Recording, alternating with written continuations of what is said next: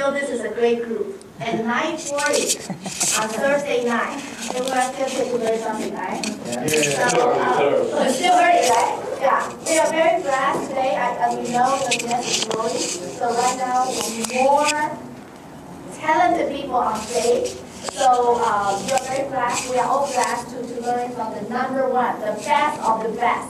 So please help me to welcome our global number one, the best mentor, my good friend, Yin Wei. Hi. Thank you, Ron. Thank you very much. This is a serious crowd.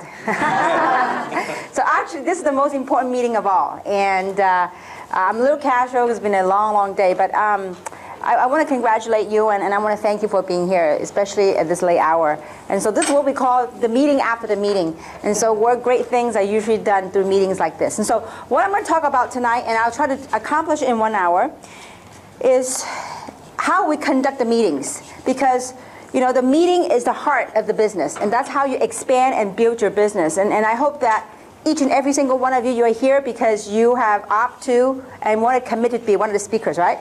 Yes. Okay? Yeah. Now, I know Patrick goes, I don't think so. Patrick, you get comfortable. You know, actually, I was thinking, you know, Patrick can have one of the most compelling stories. He's very believable, but he just needs to master on learning how to tell that. And so, but before I talk about the little details of being a speaker, a lot of times people, when they look at this type of business, they go, wow, you know, I'm an awesome speaker. I'm a motivational speaker.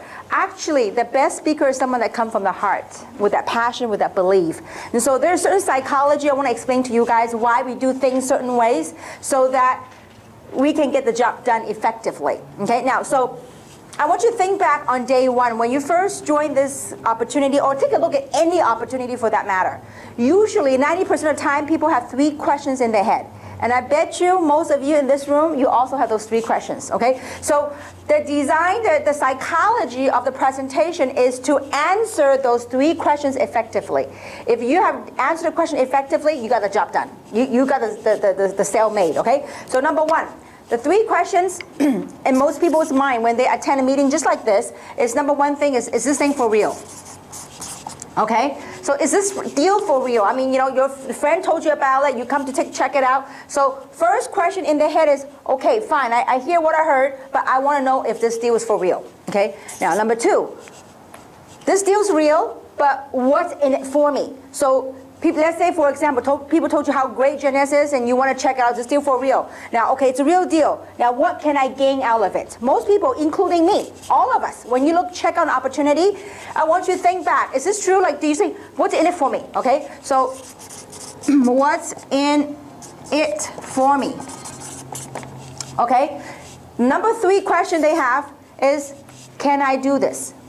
Now, you might have something that's really phenomenal, but if people can't do it, what good does it do? Let's say there's some career, some businesses that makes a lot of money, but it requires a gazillion dollar of investment. You know, they feel like they can't do it, right? So if you can answer these 3 questions successfully, 99% of the time you got a sale. So how do we do that? Now, we only got 1 hour of time span to get the job done, okay? So we have 1 hour. The time frame is 1 hour to answer these 3 questions. Okay. Now keep in mind, when we target a meeting just like this, we want to target the masses, a blanket target. Okay. So 1 hour to get the job done. So to understand the psychology of the meeting, the way we design it is to answer these 3 questions. Okay. Now 1 hour. We have 1 hour to accomplish, to answer those 3 questions. And most of the time, when people buy something, do you think people buy things logically or they buy things emotionally? Emotionally. Emotions are what makes a sale. And so our objective in a meeting is to tee up get the emotion to climb up. Okay? So, because logic has no energy. Logic is just answer to curiosity perhaps, but logic won't get people enough of a push to make that purchase, to make that buy. That's why when I asked for this speaker training, I'm glad you guys cooperated. It's really for leaders in the room, because I don't want people to get especially brand new people, to have the wrong idea of what type of training we're doing. So it's important when we do certain type of training that we kind of follow the rules and that people have been through a while so they understand what we're doing. Okay, now, so our goal and objective is to answer those questions and by bringing up the emotions, okay? So because emotion carry energy. Logic is through stories, through facts. Logic are facts. And facts only tell. But it's stories and emotions that sells, okay? So I want you to think back, and we have some new faces here, that, like, for example, when you buy a new car, okay, what usually, when you go buy a car, what do you think the car salesman will do? They say, you know what, why don't you take a spin? Take it for a spin, test drive, right? So they get you in the car, they open the door, and they get you in the seat. And what do they want you to do? Experience it. They would experience through the emotions. Wow, feel this wheel, smell the leathers, right? So they're getting you what emotion, they're working you, okay? So because people buy emotionally, very rarely, I mean like 99% of the time, no salesman will open up the hood and say, hey, you know what, dude, check out the engine. I mean like if they ask me to do that, I'm like, you lost me already, okay? And nobody's gonna break out the brake pads and show you the brake pads. Those are logic, those are details. But how people make a sales through emotion. So now, you have a brand new person here, okay? When they look at an opportunity, this is the timeline, okay? We have 1 hour to get the job done, okay? Why 1 hour? Because if you go on and on and on, first, most people are busy. And secondly, and most people's attention can only withstand so long. You can sit there for so long. So if you pass 1 hour, usually, typically, people's emotions are going down. Their attention is going down, it's getting late or whatnot, okay? So we have 1 hour to get the job done, and this is the emotion line, okay? Emotion. Okay, now, so when a brand new person coming in at the very beginning, checking this thing out, their emotion not high right here because they don't know what to expect and they have carried that 3 question in their head, right? So our job is to build up the emotion, to bring it in 1 hour, to bring it to the emotional peak. So why do you suppose we do the testimonial at the very end? Because that's the emotion at the very peak, and people buy what? Emotionally. And I want you to think back as you look back at the business. When you attend a BOM or OPP, what's the most thing that people remember? The stories, the testimonials. Oh wow, in the beginning people were, wow, that's Tina's story. Wow, that's Li Ming, or that's Yvonne, that's Samson. All these people's stories, that's what people remember. Okay, so that's why we do it at the very end. That's because it's story that sell. Okay, now so we do it. Bring up the emotional curve by breaking up the presentation into 3 parts, okay? Now, first part that we do, well actually 4 parts, okay, if you break it down to detail, 4 parts. We have four parts usually in the meeting to get this job done, okay? Now, number 1 thing that we do, first in the very beginning, is someone that we have a host, okay? A host or an MC, And a MC does nothing more than just just kind of create the atmosphere. Welcome everyone, set the tone for the meeting. Okay, now, the MC, when the MC comes up, his or her only job is to welcome everyone and say it with a smile. Okay, welcome everyone. And then, so I'm gonna outline it for you, okay? A is welcome everyone. Okay? B is to set some house rules. What are the 3 house rules? Phone off. Or vibrate. 2, no question, right? Hold off all your questions. Okay. Number 3 is what? Open mind. Okay. So all you do is house rules. Like everybody, usually in the family there are house rules. Well, in our meeting there are house rules. Okay. Number 1, you want to turn your phone off to vibrate so that you will not, so your phone won't interrupt the information that affect other people. Concentration. Number 2, if you have any questions, keep in mind that throughout the presentations, your question might be answered. So hold them off. If after the presentation you still have questions, we'll be glad to answer you at the end. Now, why do we do that? It's important we set that up front. Because if you didn't set it up front and somebody in the audience and they don't know any better, and they start raising their hand in the back, and if a speaker up here, they're not experienced, and they don't know what to do. Hey, I have a question. And then if they are not experienced enough, they start addressing the questions. My gosh, it could open a can of worms. Because that question, then comes the next question, or what about me? Or what about me? Then you can't control the flow of the energy, okay? So you just say, hold the question off because throughout the presentation, they might be answered, okay? Now, the number 3 is keep an open mind, as information might change your life, but you gotta keep an open mind. Okay, now, number 1, number 2, and number 3 thing that he or she does, the host will do, is to play the videos, okay?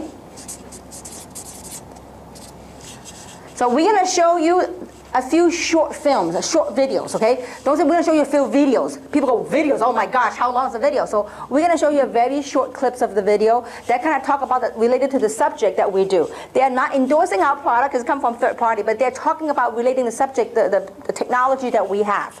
So that it's important that we make that disclaimer because we don't want to show, whoever that is, Barbara Walter, whoever, and then mislead people to think that they are endorsing our product. So that disclaimer is very important, okay?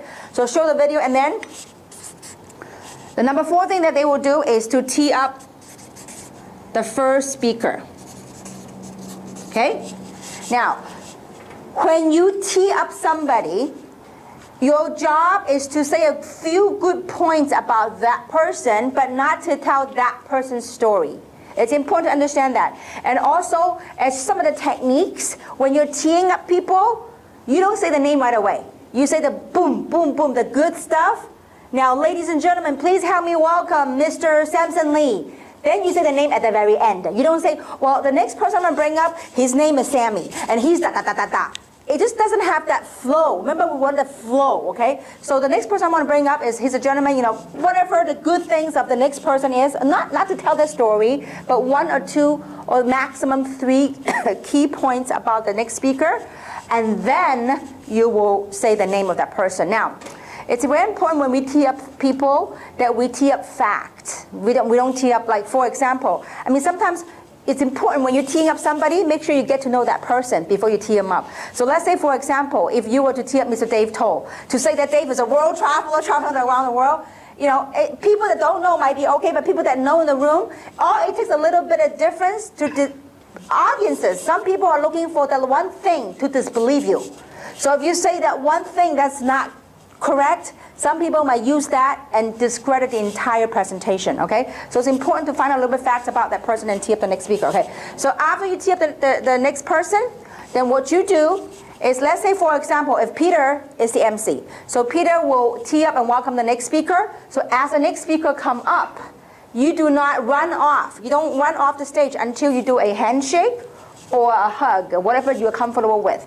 Then you hand off the stage, you leave the stage and let the next person take off, okay? Take the stage. Now, that's part number 1. Part number 2 would be the first half speaker, okay? First half speaker. Now, this person's role is first to talk about introduce himself, a little short ID. Now, the MC or the host do not do any ID. Only the first half speaker will do the ID, meaning their background, the story. Now, the reason why the first half speaker will do the ID or the testimonial is because you want to be able to relate to the audience. Because if the audience will identify with you, they will buy from you. If they don't like you, they don't know where you're coming from, why should I buy you? Do you know what I'm saying? So you have to create your own ID, and that ID is no more than 2 minutes, okay? 2 to 3 minute maximum.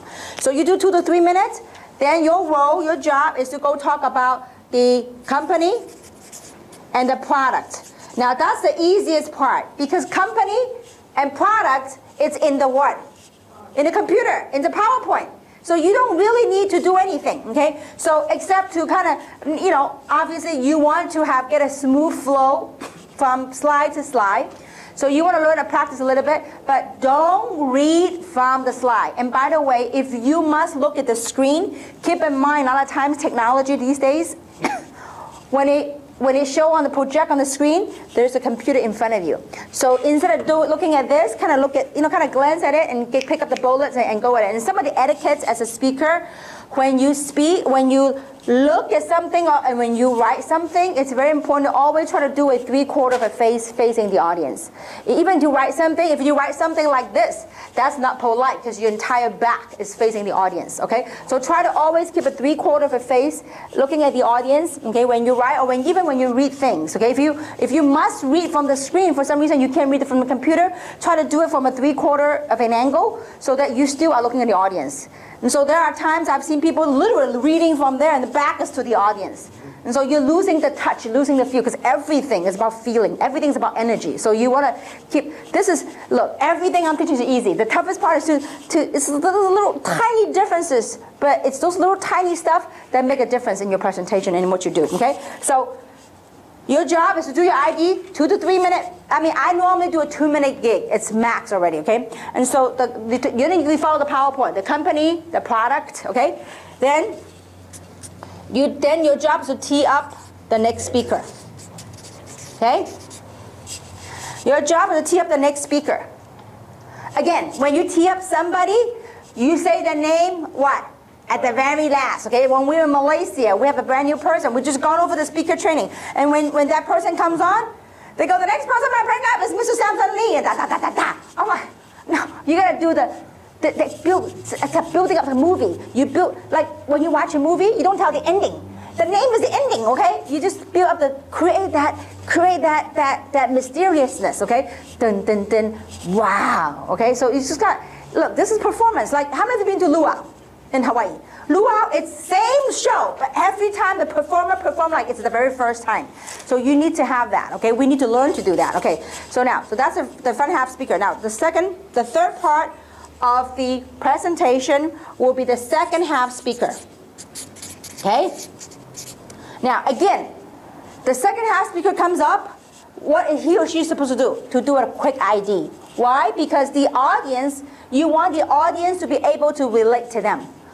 Who are you? Why should I listen to you? So when you speak from your heart, tell your story, your background, hey, you never know. Maybe the first half speaker, the story didn't touch people, but maybe the second half speaker, their testimonial are able to move and touch somebody. You never know, okay? So second half speaker, the ID, then the compensation plan, right? The second half speaker, what does he or she talk about? The opportunity side, right? The comp plan, okay?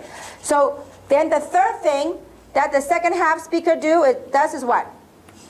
Call up the testimonial speakers, okay? Now, I like to choose, so this is testimonial speakers. I like to choose 2 to 3, 3 to 4, maximum 4, usually, testimonial stories. Why? Because if you go 4 or more, it's way too much, okay? So unless you have a huge event, then you can call it maybe maximum 5. But if you got one person that go on and on and on, that kills the meeting. I think 3 or 4 is very perfect. And when you call testimonial speakers, guess what? You want to call different background, maybe women, men, the different diversity. Because if it's all, like, let's say the front half speaker is a woman, the back half speaker is a woman. They go, a man sitting over there say, wow, this is a woman business. And then you go a bunch of testimonials, all women. They go, oh, I'm a man, I can't do this. So it's important that you select different background to target different audiences, okay? So we have 4 parts, right? I want to talk about 3 parts. Number 4 part that we do is testimonial speakers, okay? Again, testimonial speakers is 3 to 4 people max. And each one of them is 2 to 3 minutes. Remember, we only got 1 hour. So if you got someone that goes and talk about 5 minutes, and you got 4 of them, 4 times 5 is how many? 20 minutes. It's way too long, okay? So 3 to 4 people max. Okay, maximum 3 to 4 people on the story and testimonial. These people's job is to tell their stories. That is it, nothing more, nothing less. No coaching, no preaching, no judging, nothing, okay? Because it's an OPP, it's a presentation, okay? So the most important part of this whole gig is the testimonials, because it is through the testimonials that we create, that bring everything up at the emotional high, okay? So this is where the 3 to 4. Now, if you got someone as a testimonial speaker that goes on and on and on and on, guess what? The audiences, the emotion start going down. When the emotion going down, guess what? No sale. You kill the sales for other people. That's why I want to keep it short and tight, okay? 2 to 3 minutes max. Now, so we build this thing up by doing the following. Answering the 3 questions, right? Is this gig for real? Well, is it for real?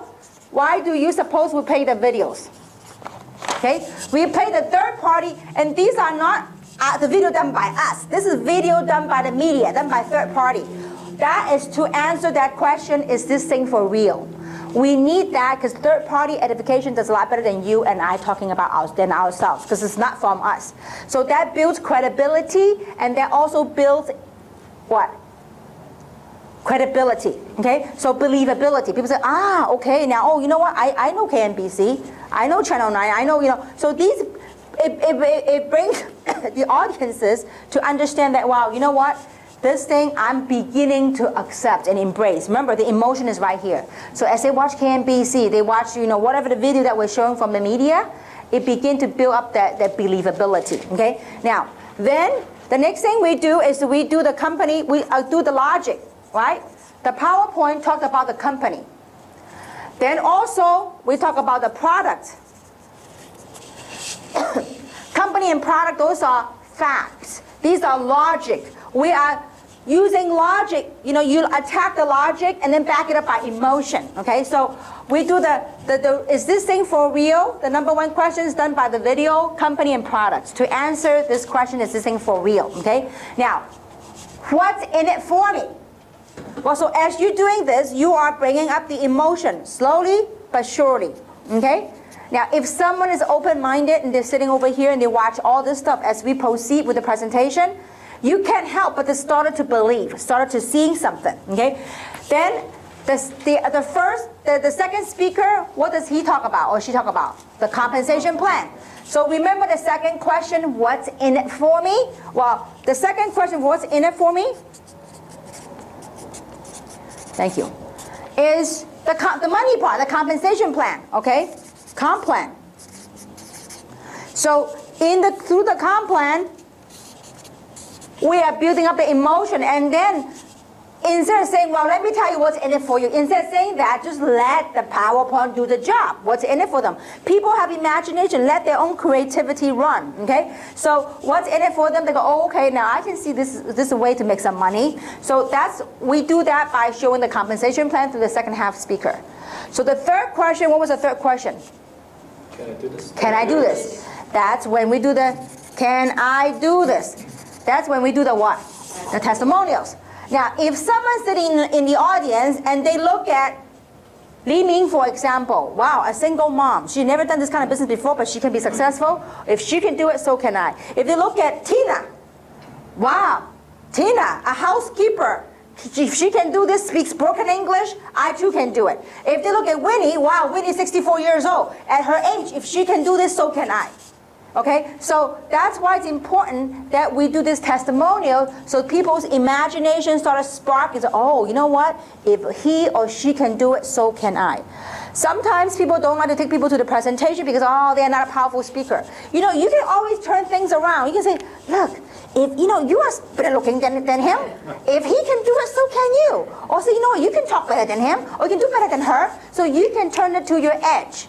So don't judge a speaker, don't judge the opportunity by the speaker. You need to learn how to turn things around, okay? So can I do this? That's when we do the testimonial. So through the whole design of the presentation is to address and answer those three questions. And so if you learn the tricks of the trade, like some of the little tips that we're going to share with you, everything's easy. The PowerPoint, you all can do it. You all can read it. But it's in the delivery process. It's not what you say. It's on how you deliver the information that make you an effective speaker, okay? So this is overall, in a nutshell, is why we do what we do. This is the psychology of the meeting. Now, some people, and I notice so many, especially the more educated they are, the more high-tech they are, they have a tremendous, huge need of urgency to go modify our PowerPoint. They go, oh, this is no good. I'm going to do it this way. I have a better way of doing it.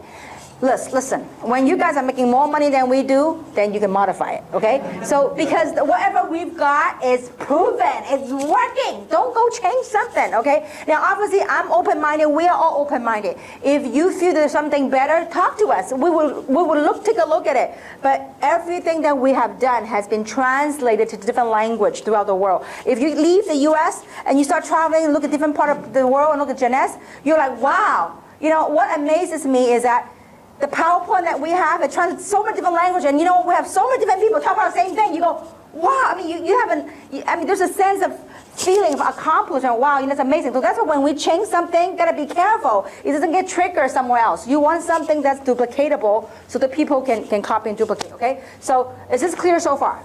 All right, now, so I'm gonna talk about some of the to-dos and some of the things to watch out, because everything, the PowerPoint, all that, you could do. So the key thing on how you can effectively do a presentation, either one-on-one or either in a big presentation, is really on learning how to tell your story. Because everything is about story. True or not true? Yes. All I do, day in, day out, here I sell some other country's story. When I'm elsewhere, I sell you guys stories. So that's all I do, tell story. So we gotta know, when you identify people, when you look at people, you know what their needs are, you know when to tell what story, when to say what, and that was what makes you an effective communicator. Okay, now, so talk about story. So how do you tell your ID? How do you create your ID? Because it's your ID, your story, that can make or break the presentation. Okay, so let's talk about how to develop your ID. Your ID, again, you develop your ID surrounding these 3 topics. Okay, number 1. Who are you? Who are you? Who am I? Now, this is not a philosophical question. Okay? People start spending days on who am I? Okay, that's another lesson for another day. Okay, so who are you, meaning your background. You know, I got a guy coming to me saying, Kim, you know, I love your question. Who am I? I spent days thinking about it. I said, listen, that's a whole different game. Okay, so I said, let's talk about business for now. Okay, so who am I? Meaning, what's your background? What do you do for a living? Okay, so who are you? Okay, now, reason for that is because we want different personality, different backgrounds, different walks of life to be able to relate to different people. Okay, so like, you know, let's say for example Ivy. Ivy is a college grad. I graduated from college. I'm an accountant. And so when you say that, oh, she's an accountant, so you might have somebody in the audience that's an accountant. Let's say that I have another who's a doctor. So you know, this guy is a chiropractor. So I'm a chiropractor. Go, ooh, he's a chiropractor. So when you tell your story, the objective is to tell the audience's pain and their frustrations through your story. Instead of saying, hey, you know what, Sammy, you're stuck. Instead of saying that, you saying you are stuck. Because if I attack him, he'll kill me, okay? So, but you are trying to tell, you know, like in English, you know, there's an expression, you know, the wall, it has ears. So if you tell the wall can hear. So your objectives through your story, you talk about your pain, your frustrations, and how, I mean, of course not to be negative, not to like downpour all your story, okay? But, you know, the pain and frustrations so that people go, you know what? Me too. The reason why it's called ID is to identify. If the audiences identify with you, guess what? You got a sale, okay? So imagine this. You know the chickens, you know how when they peck the rice? So peck the rice, they're buying, okay? So when they identify they're pecking, you got a sale, okay? So now, who am I? Okay, write it down. What do I see here? What do I see in Janice?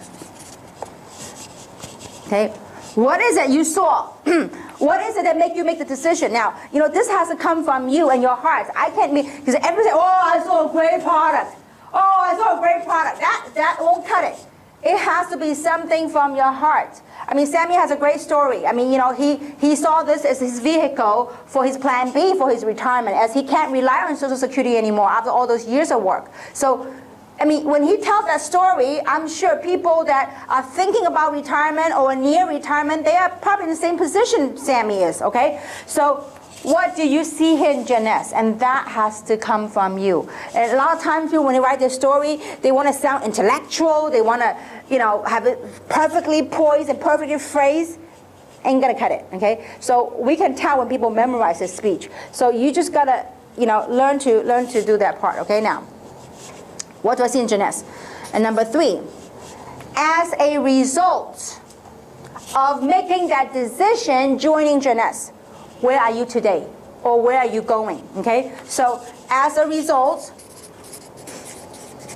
okay? As a result, this is where I am or where I am going. Okay? Now, sometimes, especially people that are kind of new, when they look at something like this, they go, you know what? I can't tell people where I am. I haven't made money yet. Don't worry about it. It's not, look, let's say that you're new. You haven't made money yet. You say, listen, I'm new in this business, but I finally saw a vehicle whereby I can whatever that is you want to. So if you are not where you want to be at yet, that's okay. Say, I can now see a way to where you're going. Tell people where you're going. Now if you say, I wish that through this vehicle that I can be wish and hope, don't lack that force, lack that energy, okay? You say, I believe through this opportunity that I can, whatever that might be, okay? So don't go, I wish, I hope. Hope and wish is not strong enough. So, and a lot of times, actually being a speaker helps a lot. Because if you're on stage, you're telling people, you know what, I believe through this, I can be, I finally see a way. I've always wanted to become a millionaire. But I all these years, I never knew how. But at least finally, I saw a way out. I saw hope that I can accomplish my dream, my vision, become a millionaire. So when you say that, when you encounter challenges, when times get tough, you can't quit.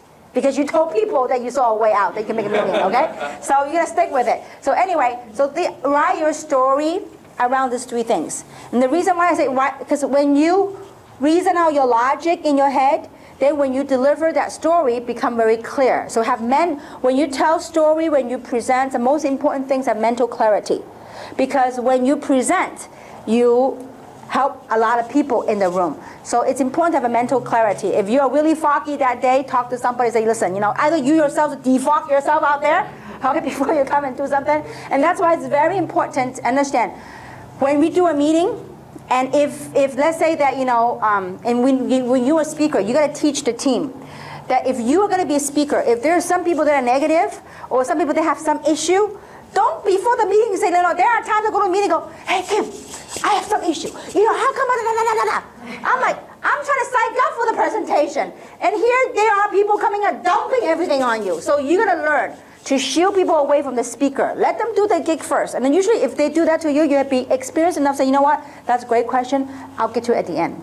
Okay, let's finish the presentation, then I'll answer your question. Don't try to, because, listen, I mean, it takes a lot of years of experience to ignore when people just dump on you, especially when you're about to get on stage. So it's important that you kind of learn these little things. Okay, now, so develop your story. If you haven't done so, do it at home. Okay, finish the story, 2 to 3 minutes. Okay, tell that story, because it's that story that's going to carry you through when times get tough, or when you're in front of people. Look, I mean, you got to be yourself. Let's say, for example, Patrick, perfect example. Patrick is a very low-key kind of guy, but Patrick is a very believable kind of guy. But Patrick, until the day Patrick learns to tell your story, Patrick, if you want to make it really successful in this business, Patrick, you got to learn to tell your story. I mean, you don't need to be like, hype. No need. You just got to be yourself and tell them, listen, people, I wonder, Patrick has a lot of businesses. Patrick has a lot of traditional businesses. I wonder why he's doing this. But Patrick never wanted to tell his story, but he just wanted to do it. So you got to, Patrick, willing to share your story to people. People are curious. You're a rich guy. Why are you doing this? So, but when you tell the story, I bet you people will sign up because it's very effective. Okay. Now, so develop your story, 2 to 3 minutes, and tell the story. You just gotta go with your flow, go with your own feelings. Okay. So now, key things. Some of the things not to do when you tell your stories, guys. Your job right here is to the emotional peak. So therefore, when you come up, do not preach people, do not train people, do not coach people, do not ask people questions. Some people come up and say, would you agree with me? Facebook this and Facebook that. I'm like, dude, that's not your role, okay? Your role is to tell your story, okay? So let's keep things very simple. You are up here to tell your story. Who you are, what you see in here, and where you're going, and as a result, what has the business done for you? If it hasn't done anything for you, where do you see yourself going through this business, okay? So no preaching, no coaching, and no questions. And don't say, you know what, you got to do this. We all got to do this together. No, that's not the time, okay? And also, if you feel that the speaker didn't quite done right on the comp plan or didn't quite done right on the product, don't go make up for the speaker. Say, wow, you know what, he didn't talk about this, but we're spiritual, No, that part is done. Whatever's done and passed, gone. let's deal with what we have, okay? If everyone just do their role, do their part, we got it all done, okay? So when you come up, don't attack people. Just tell your story. You tell their pain, tell through their frustration, but tell it through your own stories. I mean, you tell a real story. Don't make it up and you know, so tell your own true story and get it done. Okay, now, so clear so far? Yeah, some of the etiquette.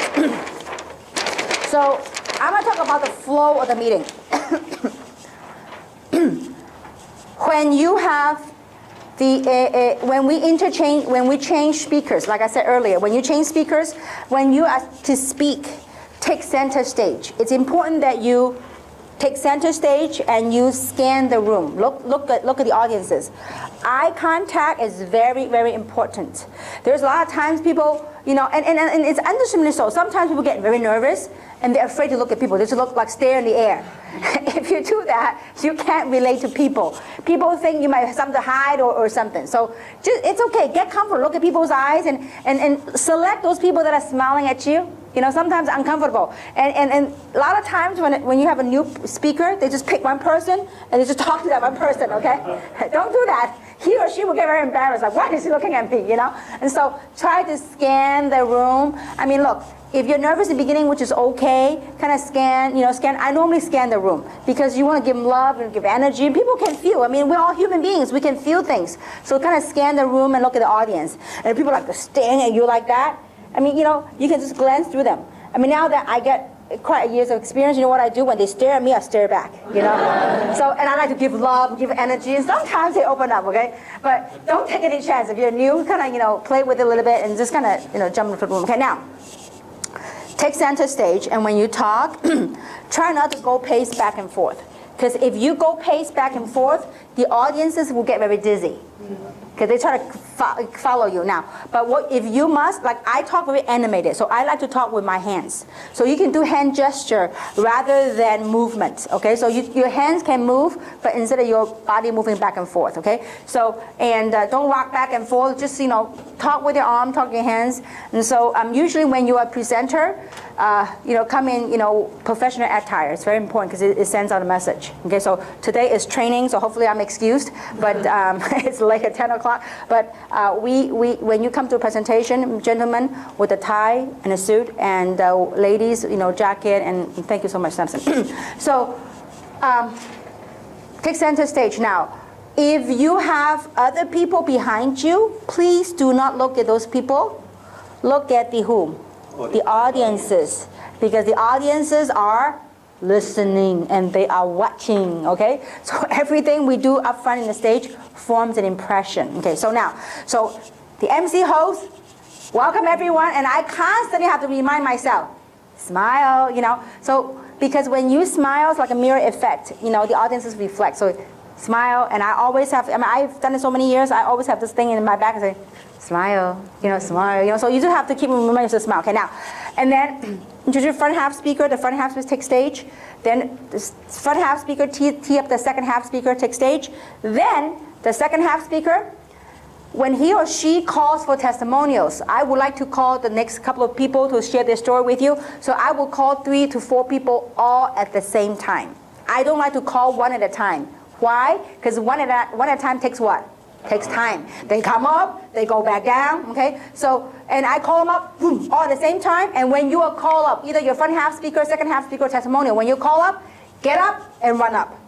Because don't go, you know, just when you're called up, come on up. I mean, literally, I have people go, you know, it happened in LA, happened right here, I think. I call up a guy, go, Now, we have to learn to be experienced. Sometimes, you know, in the very beginning, I didn't know. I go, oh, come on, you know. And then the sponsor go, oh, come on, go up. And they create this storm, and this thing, like, people are looking like, well, you know. So if and when that happens, you should be quick enough to dump it and just move on to the next one, okay? Don't beg people, because remember, everything we do, it's a show, it's a performance, okay? So don't just try to convince people. So anyway, when you call up, get up and come on up here, okay? So when the testimonial speaker come up, they line up in the back here, but don't get all like so far dispersed apart. Because if you're so far apart, it seems like there's no flow of energy. You want the people to feel that it's a family, there's warmth in it, okay? So when the people come up, the 3 of you or 4 of you can shake hand or high five each other. Don't be like not looking at each other, okay? So just form that feeling of family. You know, you'd be amazed as you gain more and more years of experience, everything we do up here, it has somehow, somewhat, something about the stage, it has amazing power. So, but use it wisely, use it the right way, okay? So, and so whatever we do, the brand new people, whatever you do up here, it forms an impression. And it also, for some people, they form a judgment of the opportunity because of what happened up here, okay? So if those 3 people, 4 people, testimony come up, shake hand, high five each other, and then, you know, when the speaker, let's say the first person is Peter. Say, well, Peter, let's welcome Peter to share the story. So when Peter takes the stage, you as the second half speaker, you stay back, okay? Don't stand next to him because you don't want to undermine his stage presence, okay? So you stay in the back and then let him talk. So Peter, if you're the one of testimony, when you are called to be the testimony speaker, you need to take center stage. It just gives the energy to the audiences, okay? So you take center stage and you do your gig, and when you're done, then the speaker will welcome, then you take back your row, your place, and then the second person will come up, and then the third person will come up. Now, when you're finished, don't walk back to your seat. We want to dismiss everybody all at once. Why? Because 1, we don't want to waste time. 2, what if Peter delivered the most powerful testimonial, and as he walks back, people start going to him or the attention going to him. And the poor guy, the second guy trying to come up and talk, all the attention went to him already. So we don't want that. We want to give fairness to all the speakers. So when you're finished over here, second one finished, the third one over here. Now, you, as we are becoming more and more experienced, we have to watch the presentation for all of us.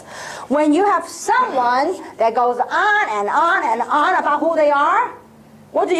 We gotta save the audience. You know what you do as a speaker? Because we're up here, we cannot do that, okay? So, and when you are up here, kind of keep an eye on the back, because if you are going way too long, there will be somebody in the back and go like that. That means cut it, okay? So now, let's say that for some reason this guy didn't get it, or this girl didn't get it, and just kept going on, and you kind of move a gesture in a little bit. If it didn't stop, you move it a little bit, and then move a little bit and stay there.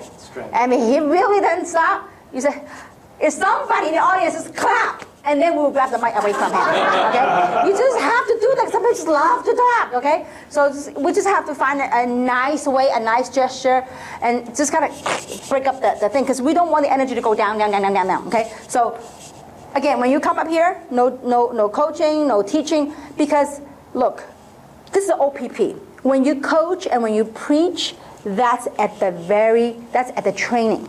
This is the OPP. And therefore, to bring to the next point, when you are the MC or you are the host, when you come up, do not promote events. Not at the very beginning. Because at the very beginning, you have some people that don't know what it's all about. And here you are start promoting Las Vegas, blah, blah, blah, blah, blah, blah. They go, what is this? You know, they don't feel comfortable. Again, everything we do forms an impression.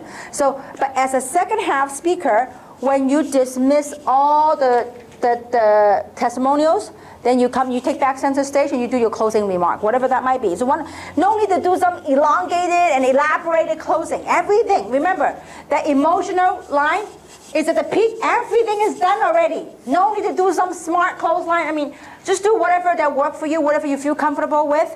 And so by closing the event, and just let the people know the next upcoming event. Let's say, for example, we have events just like this every Thursday, or let's say that we happen to have a Super Saturday this coming Saturday. Say, you know what? We have an amazing event coming this Super Saturday, da, da, da. So you can promote that event at the very end as a second half speaker. So with that, I thank you all very much for coming, and hope to work with each and every single one of you. Thank you. Clap. Done. End of story. Okay. Really thank you all, and I hope that through this test, I mean, look, tonight you guys did this. I know when we have a real audience, you guys will smoke it, no problem. Because if you guys done this, in real deal, no problem. So just master your story, and in the beginning, like learn to host, learn to do. I mean, tonight we know many of you. We're gonna schedule you in these meetings for April, because you guys have it already in you. And so come to the meeting, and I was taught many years ago that whoever speak in front of the room make the most money. I said, sign me up, okay? So, and you all have the practice now, but the key thing is learning is one thing, implementing what you learn is very important. So when you do a very good testimonial, we say keep it, that means keep it, okay? Some people, when they do a very good testimonial, the next time they go, oh, I'm gonna do something different. Because I'm gonna have, I told my story too many times, I wanna reinvent it. Don't, when it's working, keep it, okay? So, I mean, as you grow, as you make more money, become more successful, obviously, you know, what you see in the opportunity, what you are today is a lot higher notch. You can say that later on. But as far as your story touching your audiences, keep it tight, keep it strong, and keep it from the heart. Then we all win together. So with that, thank you very much. Promo Saturday, Super Saturday, we're going to do a big training, okay? So thank you very much.